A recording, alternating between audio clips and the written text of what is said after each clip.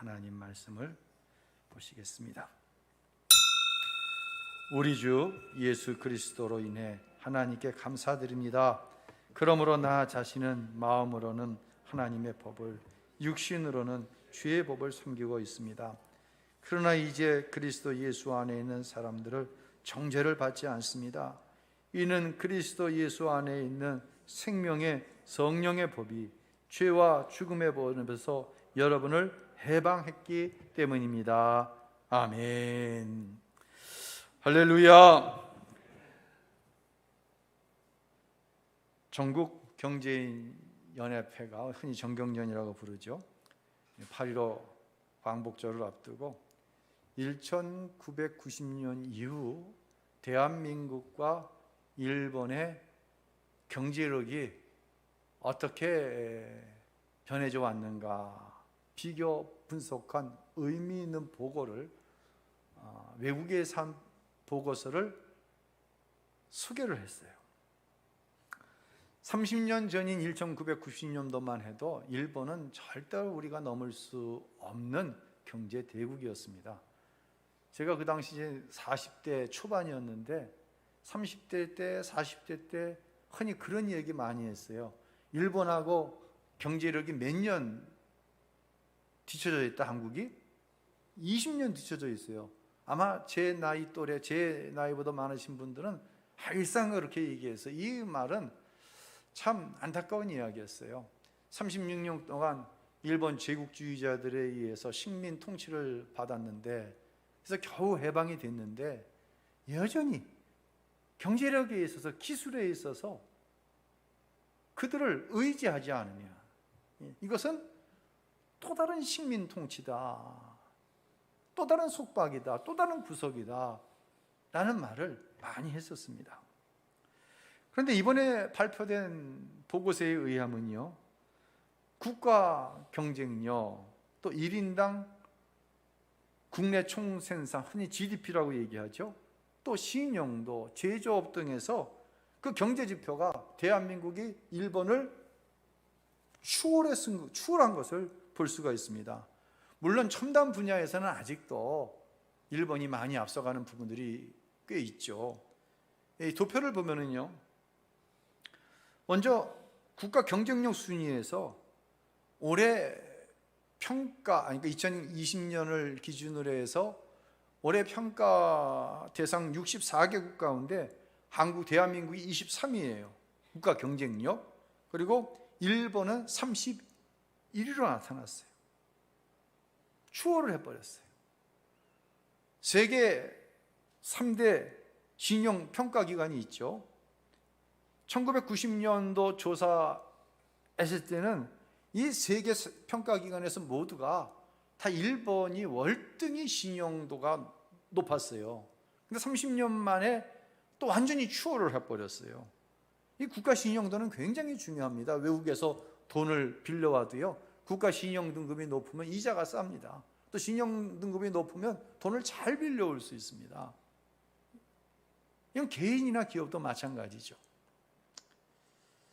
36년간 식민 통치를 받던 대한민국이 이제 경제력에서도 더 이상 일본의 속박을 당하지 않고 진정한 해방을 맞이했다라고 하는 스스로의 평가를 해 보았습니다.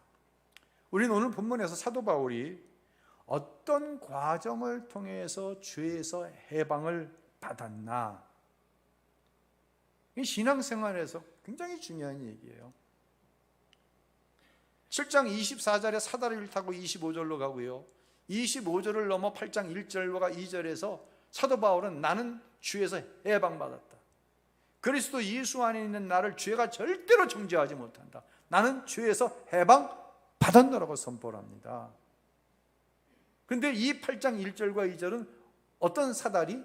7장 24절 나는 비참한 사람입니다. 25절 그로 인해 예수님께 감사합니다. 이때에 고백할 수 있는 죄의 해방을 선포할 수 있는 것이다 라고 하는 것입니다. 그러니까 신앙생활이요, 굉장히 쉽지가 않아요. 그런데 쉽지 않은 것은 율법적으로 신앙생활하면 쉽지 않아요.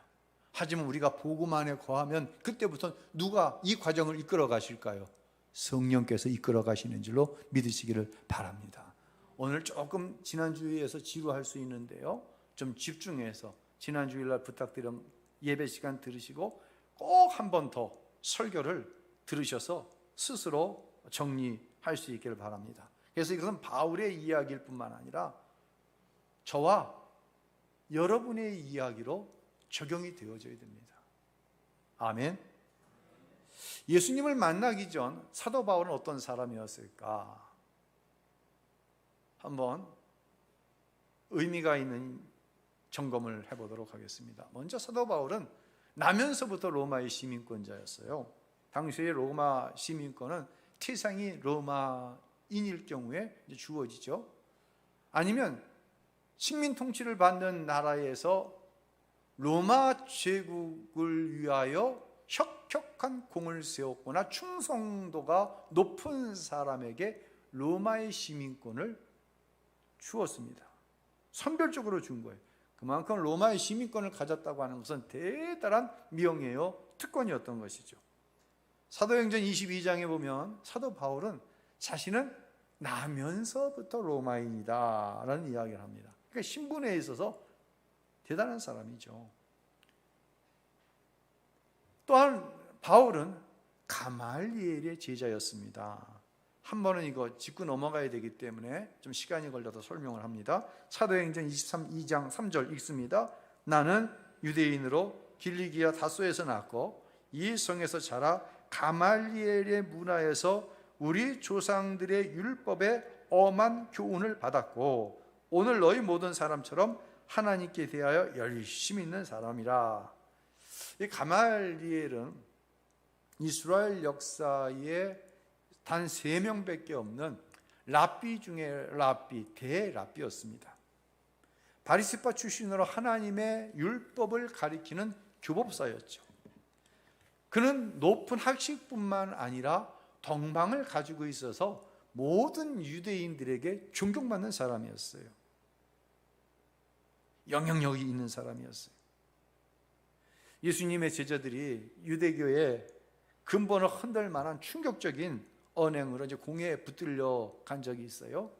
이때 유대계 지도자들은 이 예수님의 제자들을 죽여야 되겠다고 하는 일념을 가지고 혈안이 되었습니다.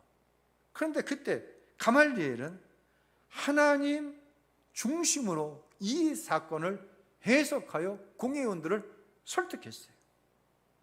그는 율법 중심 사상을 바로 이해하고 실천하는 경건한 하나님의 사람이었습니다.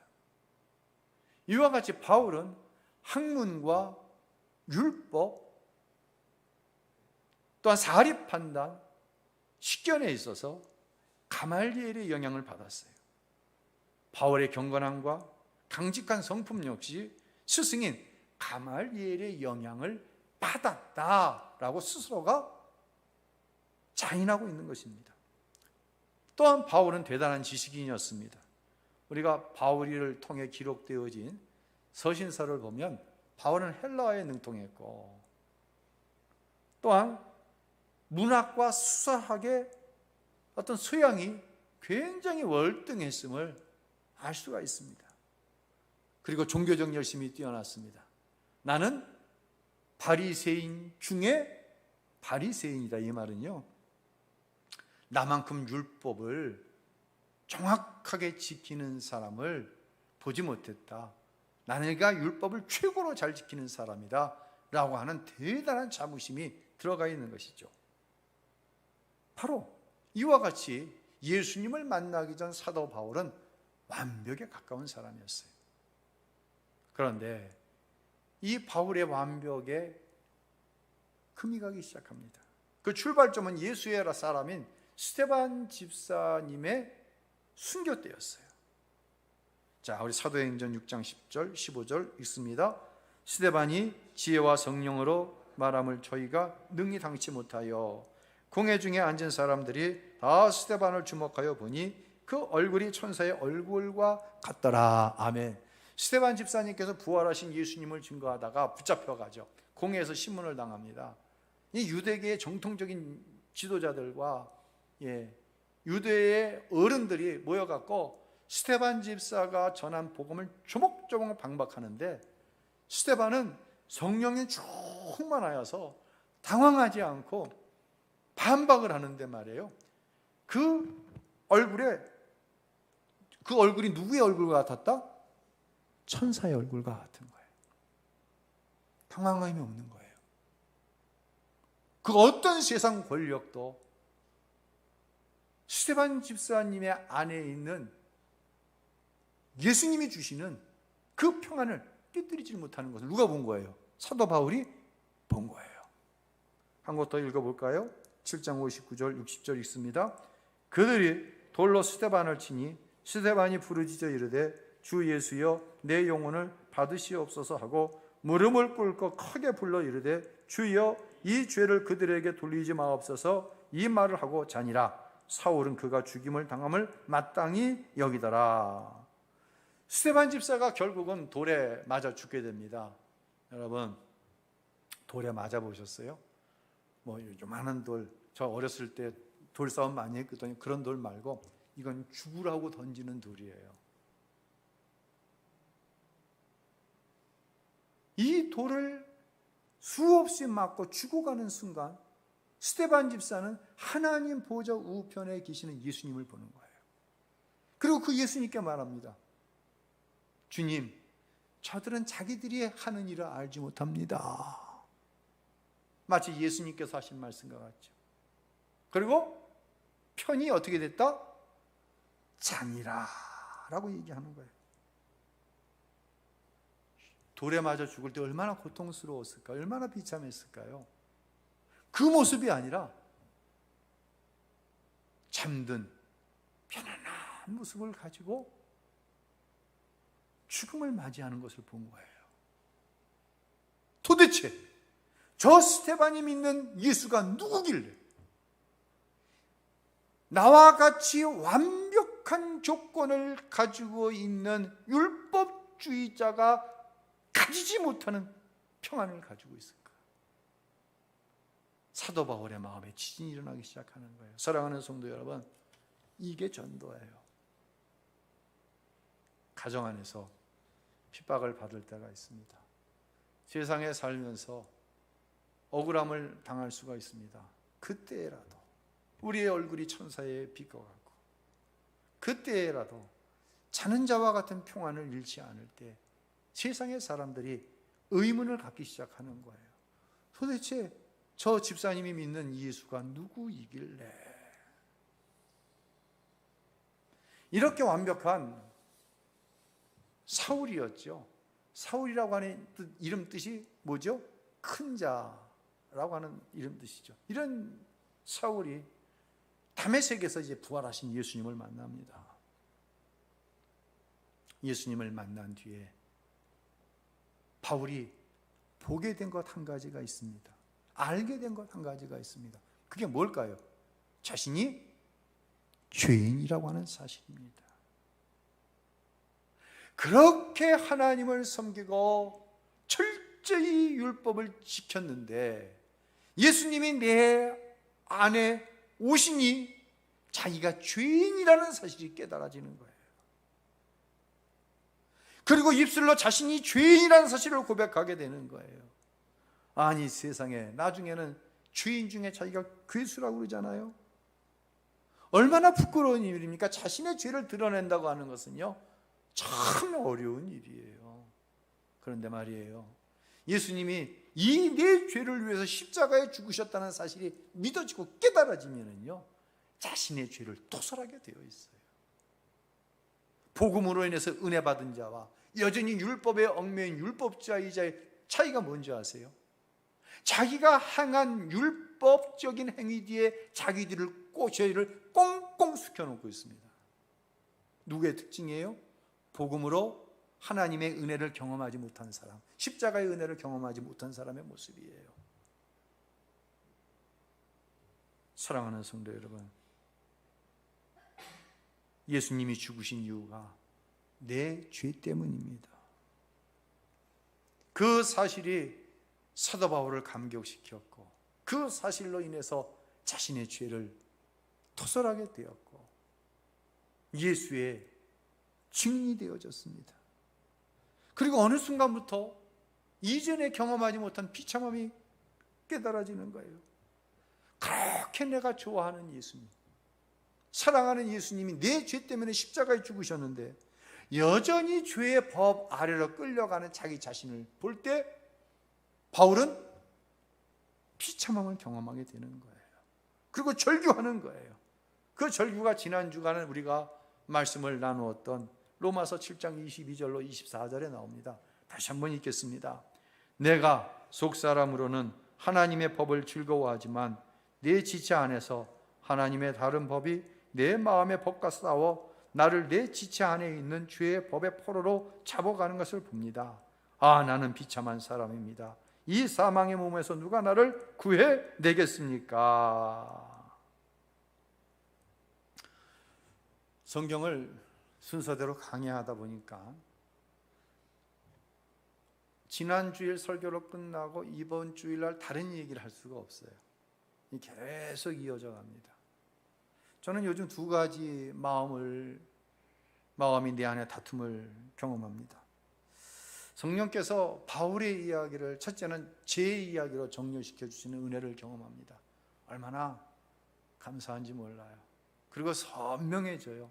제가 구원의 과정 중에 어디에 위치에 와 있는지가 선명하게 보이는 거예요. 그리고 여러분에게 이 복음을 증거할 때 긴장하고 집중하시는 모습을 보면서 참 감사한 마음을 가지게 됩니다. 그런데 한편으로는 말이에요, 지난 주간에 이제 이어지는 이 설교에 대해서 더구나 비대면으로 예배하시는 분이 많기 때문에 어느 정도 집중해서 말씀을 들으시는지 자꾸만 회의가 생기고 의문이 생겨요. 어디부터 다시 해야 되지? 어떤 부분을 집중해야 되지? 이제 하나님의 영감을 구하는데 이런 생각이 쑥 하고 들어왔어요. 무슨 생각이냐면 도대체 내가 지금 뭐 하고 있는 거지? 꼭 이렇게까지 해야 하나? 여러분, 한 주간 삶이 얼마나 피곤하셨습니까? 더구나 코로나19 때문에 얼마나 삶이 뒤죽박죽이 됐습니까? 뭐 휴가를 어떻게 지내셨습니까? 뭐 아이들은 어디라도 다녀오자고 그러는데 그러지도 못했잖아요. 저도 다음 주간이 원래 휴가예요. 다 취소하고 다 포기해버렸어요. 이렇게 힘든 상황에서 여러분이 교회에 오셨는데 비대면 상황에서 어쩔 수 없이 온라인으로 예배하는데 설교자인 담임 목사는 여러분을 끊임없이 긴장을 시키는 거예요. 계속 집중하라는 거예요. 예배 시간 말고 집에 가서 다시 한번 또 들으라는 거예요. 도대체 내가 뭐 하고 있지? 이렇게까지 해야 하나? 이렇게까지 긴장을 시켜야 하나? 여러분, 우리는 오랜 동안 신앙생활에 참 많은 오해를 하면서 신앙생활을 했어요. 저도 마찬가지예요. 스포츠 스타 가운데 여러분 좋아하시는 분들이 있을 거예요. 저는 김연아 선수 참 좋아해요. 아마 김연아 선수 싫어하는 사람은 별로 없을 거예요. 김연아 선수가 세계 선수권 대회에서 이 주니어 시절부터 막 두각을 나타내기 시작했죠. 그리고 올림픽에서 메달을 땄어요. 그랬더니 많은 어머니들이 자기 아이들의 발에 스케이트화를 막 시켰어요. 이 아이들을 가리켜서 연하 키즈라고 부릅니다.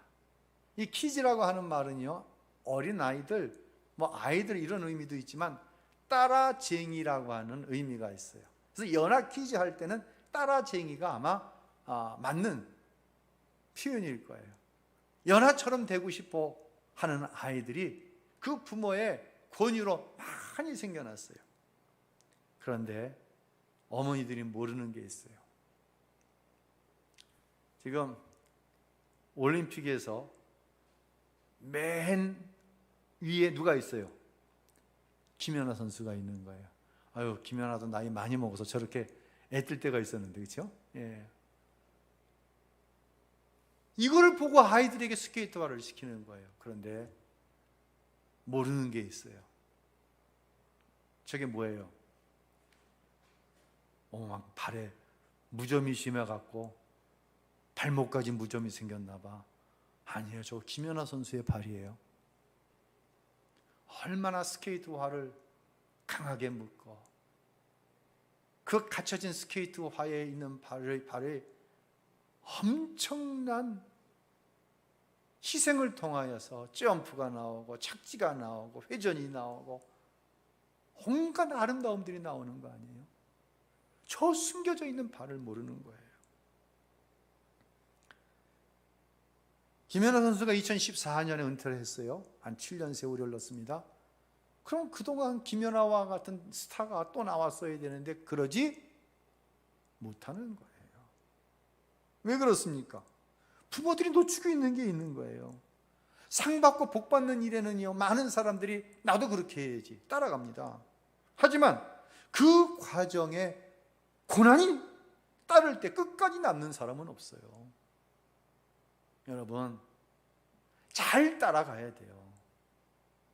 따라쟁이가 되기 위해서는 뭐도 따라가야 되냐면 고난도 따라가야 되는 거예요. 그래서 예수님께서 나를 따르려거든, 내 따라쟁이가 되려거든, 예수 기지가 되려거든 어떻게 해야 된다? 내 십자가를 지고 해요. 여기에서 실패합니다. 고난이요, 열정을 바닥나게 만드는 거예요. 복을 받기 원하는 사람은 많지만은요, 고난이 깊어지면은요, 그 고난을 스스로의 힘으로 감당하다 결국은 쓰러져서 열정이 깨어지고 마는 거예요. 사랑하는 성도 여러분, 신앙에 열정이 없어지면 뭐만 남냐면요, 교리만 남습니다. 가슴은 냉랭하고 뭐만 남아요? 지금까지 배운 지식만 남습니다. 성경. 이거 가지고는 구원받지 못합니다. 이것 가지고는 영생 얻는 삶을 살 수가 없습니다. 결국 중간에 멈춰집니다. 예배 시간이, 예배 생활이, 기도 생활이 멈춰집니다. 열정이 식어버렸어요. 그때부터는 꼼수가 나오는 거예요. 신앙생활의 꼼수. 예배도 꼼수로 드립니다. 기도 생활도 꼼수로 합니다. 왜 그래요? 열정이 식었기 때문이에요.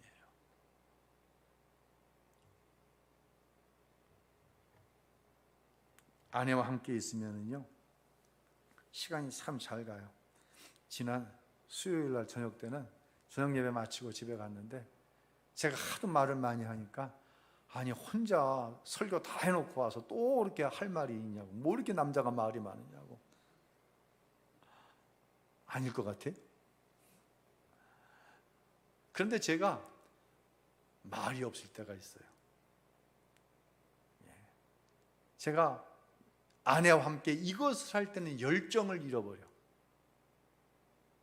정말 아내와 함께 있기가 싫어. 남자분들 비슷할 거요? 뭐 할 때? 아내가 여보 나랑 뭐 하러 가요? 그러면 갑자기 열정이 식어버려. 뭐 할 때? 저기 김미아 집사님이 장 보러 가자 그러면 열정이 식어버리는 한 남자가 있네. 우리 윤광범 집사님은 어때? 저도 그래? 나이 많은 사람이나 젊은 사람이나. 왜냐하면 이제 오래전 일입니다. 마트에 갔어요. 아내는 먼저 가격을 비교해. 10원이라도 싼 게 있어요? 그럼 이걸로 끝나는 게 아니라 그 다음에 뭘 확인해? 윤승희 집사님 뭘 확인해? 중량을 확인하는 거야. 10원이 싼데 중량이 이게 작아. 그러면 그때부터는 계산을 하기 시작합니다. g당 얼마인가를 계산하는 거예요. 이야, 죄송합니다. 환장하는 거예요, 이게. 아니, 좀 미리 생각해놨다 가서 딱 카트에 넣으면 얼마나 좋아. 가격 비교하더니 중량 보더니 나누기 하더니 세상에 물건 사는 데면 나누기 곱하기 뺄셈 덧셈이 다 나오는 거야. 그럼 제가 한마디 딱 던집니다. 시간이 돈이다. 시간이 돈이다.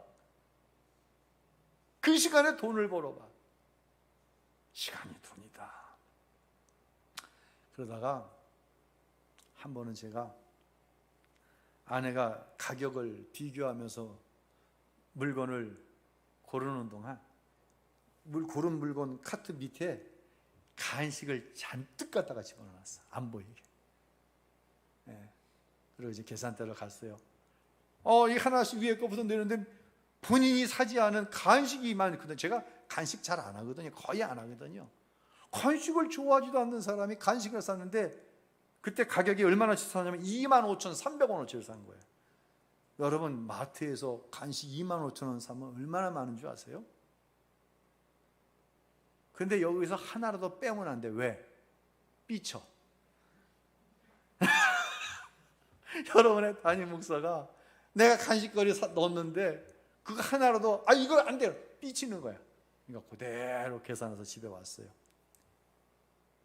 제가 이렇게 얘기했어요. 여보, 다음부터는 나랑 장 볼 때 나랑 안 가는 게 낫겠지? 같이 안 가는 게 낫겠지? 제가 뭘 부린 거예요? 꼼수를 부린 거예요. 이래도 나랑 장 보러 갈래? 아무 말을 하지 않습니다. 그 다음부터 제가 아내가 장 볼 때 저하고 같이 갔을까요? 같이 안 갈까요? 자주 가지는 못하지만 제가 있을 때는 여전히 같이 가자고 합니다. 그런데 최근에는요, 이런 얘기를 하더라고요. 여보, 내가 물건 고르는 동안 사고 싶은 거 마음껏 사요 그러더라고. 제가 얼마나 샀겠어요? 얼마나치? 한 10만 원어치 샀을까요? 마음껏 사라고 그랬으니까 하나도 안 샀어요. 왜냐하면 꼼수를 부릴 수가 없더라고. 열정이 식으면 꼼수를 부리게 되어 있는 거예요. 열정이 식으면요, 재미가 없는 거예요. 부부지간에 열정이 식으면요, 같이 있는 시간이 재미가 없는 거예요. 자식이 부모에 대한 열정이 식으면요, 부모와 함께 있는 것이 재미가 없는 거예요. 마찬가지예요. 십자가에서 예수님을 만나 지금 사도 바울이 경험한 이 경험을 통하여서 죄에서 해방을 받았다고 하는 감격이 없으면요, 예배가 재미없는 거예요. 자꾸만 꼼수를 피우려고 그러는 거예요. 현장 예배, 온라인 예배, 그 다음에 무슨 예배로 꼼수를 피우려고 그러는 거예요. 지금 온라인으로 예배하시는 분들 향해서 얘기하는 게 아니에요. 지금 상황은 어쩔 수 없어요. 기도 생활이 재미가 없으면, 열정을 잃어버리면요, 기도 생활에 점점 꼼수가 생기는 거예요. 스스로를 생각해 보세요. 어떠신가? 사람이 치명적인 죄에, 치명적인 병에 걸리면 이제 의사하고 자꾸만 가까워집니다. 병에 걸린 거를 모르면은요, 나중에는 굉장히 심각한 결과가 옵니다. 저도요, 가끔 이 어지러움증이 와서 고생을 하잖아요. 의사 선생님이 목사님 바쁘시니까 약을 한꺼번에 준다고 하면서 4개월치 약을 한꺼번에 처방을 해줘요. 요청을 하지 않았는데도. 그래서 4개월치 약을 약국에 가서 받으면 얼만큼인 줄 아세요?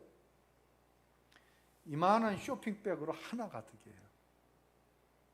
그걸 보면 무슨 마음이 생길까요? 비참한 마음이 생겨요. 그런데 이 비참한 마음이 나쁜 게 아니에요. 여름이 되니까 이 수목원 공원 제가 한창 잘 걸어 다녔잖아요. 봄까지만 해도 걸을 수가 없어. 한밤중에도 더우니까. 근데 지난 금요일, 어제는 우리 아내와 함께 걸었어요. 걸을만 하더라고요. 이제 밤에는 바람이 선선하더라고요. 근데 만약 제가 약을 한 보따리나 받으면서 비참함을 느끼지 못했으면 안 걷습니다. 더워 죽겠는데 뭘 걸어, 걷기는. 약하니까 걷게 되더라고요. 약한 걸 알게 되니까, 난 이렇게 비참한 존재라는 사실을 알게 되니까 걷게 되더라고요. 제가 신학생 시절 학교에서 1년에 서너 차례 부흥회 한다고 지난주 말씀드렸잖아요. 그 부흥회가 끝나면 학생들이 막 그냥 어찌할 바를 알지 못하면서 회개한다. 그러면 정말 은혜를 경험하지 못한 학생들은 도대체 쟤네들은 무슨 죄를 졌길래 저렇게 뒹굴면서 회개를 하지? 여러분, 신학생이 죄를 지면 얼마나 무슨 죄를 짓겠습니까? 여러분, 베드로가 어부인데 무슨 죄를 그렇게 심각하게 지었길래 예수님을 처음 만난 뒤에 나는 죄인입니다, 나를 떠나소서라고 얘기했겠습니까? 이 경험이 없으면 안 된다는 거예요. 자, 저도 어느 순간부터 제가 기억하고는 군대 다녀오고 나서 정말 내 안에 죄가 이기는 모습을 보고 너무 비참한 거예요. 그리고 나서 제가 한 행동이 뭐냐면, 이제 학교에 가려면 전철을 타고 부천역에서 내려갖고 한 15분, 20분 걸어서 학교에 가요. 학교 정문에 도착하면 그 서울시인데 언덕길, 정말 이 더운 여름 그 언덕 올라가다 보면요 입에서 단내가 날 정도입니다. 시간 맞춰 수업 시간 가잖아요. 근데 어느 날부터인가 일찍 학교를 가는 거예요. 학교 본관, 현관 우측에 조그만 기도실이 있습니다. 인지사님 아직도 그 기도실이 있나? 네. 그 기도실에 들어가면요, 기도실이 크지 않은데 깜깜해. 기도하는 거예요. 깜깜한 기도실에서 십자가에서 나를 위해 돌아가신 예수님을 깊이 묵상합니다. 때로는 베푸신 은혜가 다시 한번 깨달아져 눈물이 흐릅니다. 때로는 예수를 믿지 않는 가족들과의 갈등으로 인해서 답답한 마음에 십자가로부터 공급되어지는 평강이 임하는 것을 경험하는 거예요. 때로는 이전에 죄로 생각하지 않았던 것이 죄로 깨달아지면서 성령께서 그 죄를 조명해 주시는데요, 머리에 또렷하게 그것이 죄였음을 깨달아지는 거예요. 머리여서 죄로 깨달아진 것이, 율법이 이것이 죄라고 조명해진 사실을 머리로 인정을 했습니다. 그것이 어디로 내려가요? 회개할 때 가슴으로 내려갑니다. 가슴으로 내려가서 다시는 이런 죄를 짓지 말아야지 하는데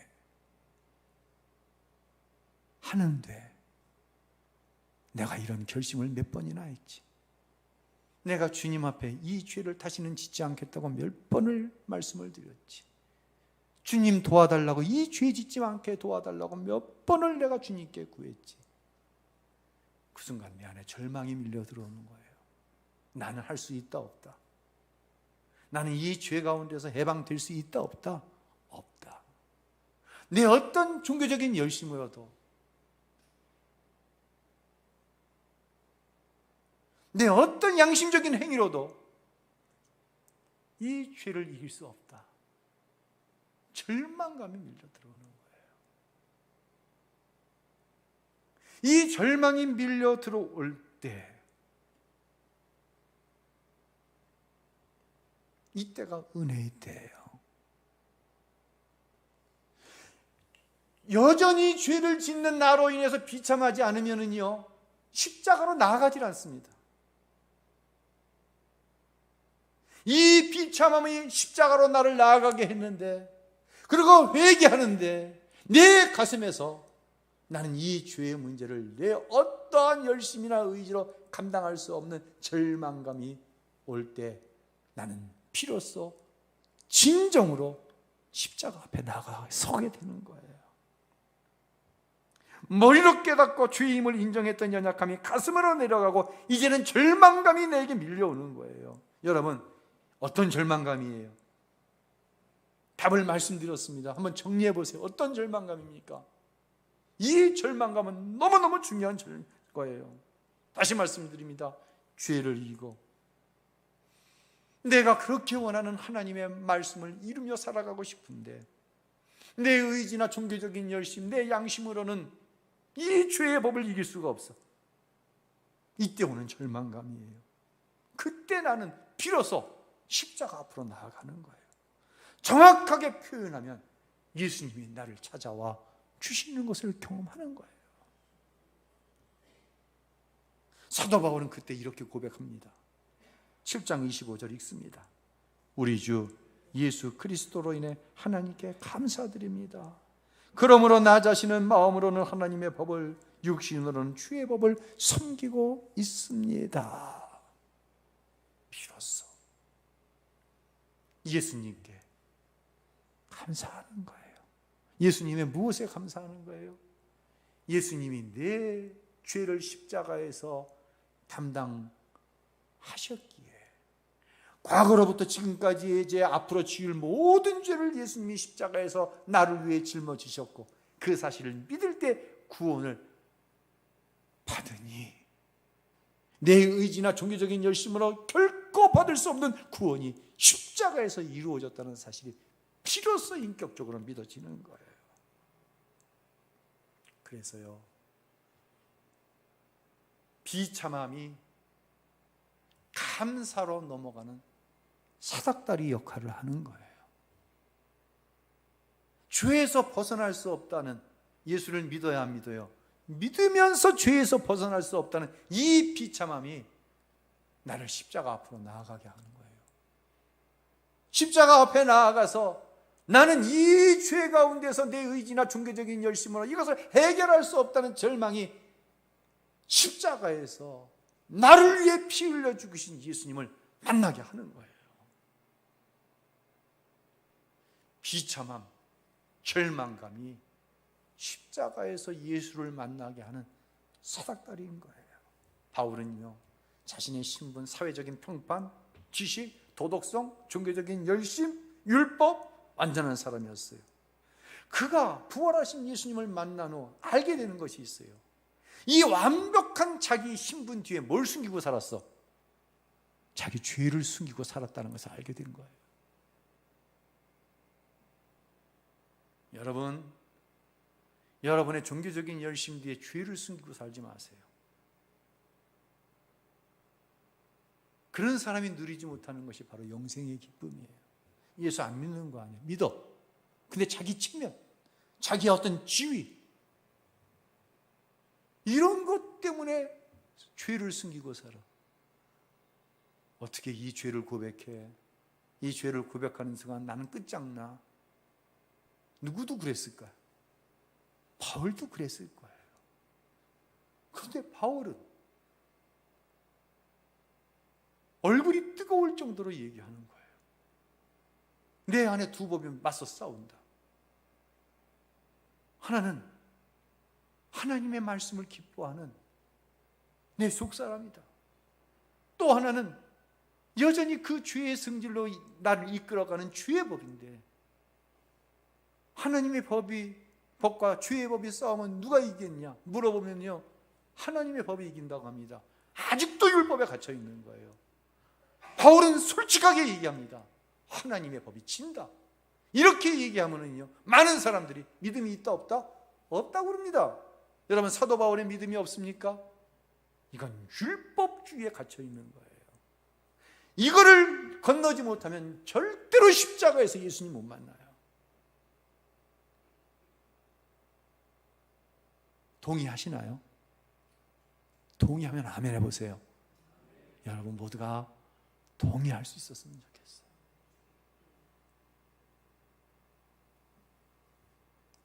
자, 십자가에서 인격적으로 예수님을 만났습니다. 그 후에 바울이 로마서 8장 1절과 2절에서 자신이 죄에서 해방되었음을 이렇게 선포합니다. 함께 읽습니다. 그러나 이제 그리스도 예수 안에 있는 사람들은 정죄를 받지 않습니다. 이는 그리스도 예수 안에 있는 생명의 성령의 법이 죄와 죽음의 법에서 여러분을 해방했기 때문입니다. 그러나는 무엇입니까? 10장 25절에서 예수 그리스도로 인해서 감사한다고 얘기했습니다. 그러면서 그러므로 나 자신은 마음으로는 하나님의 법을, 육신으로는 죄의 법을 섬기고 있다.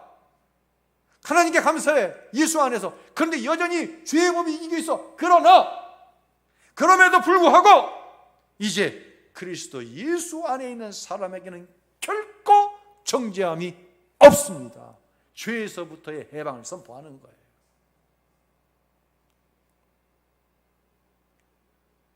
이것이 차례대로 경험되어져요.